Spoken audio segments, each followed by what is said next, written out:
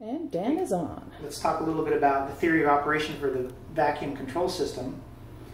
We have a sensor attached to the chamber, which is a 0 to 10 volt, 1 to 1,000 torr gauge, which is connected directly into our F4 controller.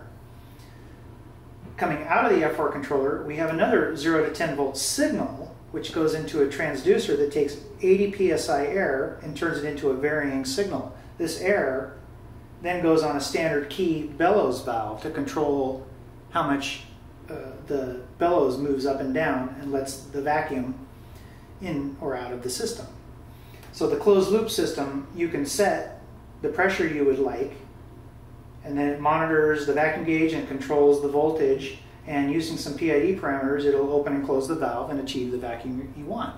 And it's accurate to within 1 torr, and the target that it will hit is usually 1 or 2 torr above the set point you choose. So if you need a set point exactly at a certain vacuum, set it 1 or 2 torr below based on your process, and I'll show you that in another video.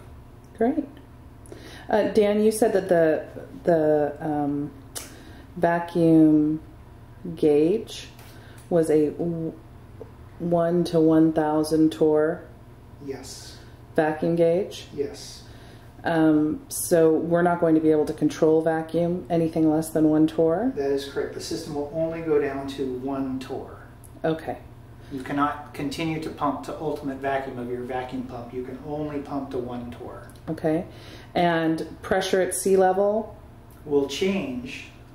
So when you vent, the level that you vent to will be variable based on what your atmospheric conditions are. Mm-hmm. So we'll talk about in writing recipes how high you can vent to reliably and still measure it. Okay, but even though the gauge goes to 1,000 torr, we do not pressurize the chamber above sea level. Okay, excellent.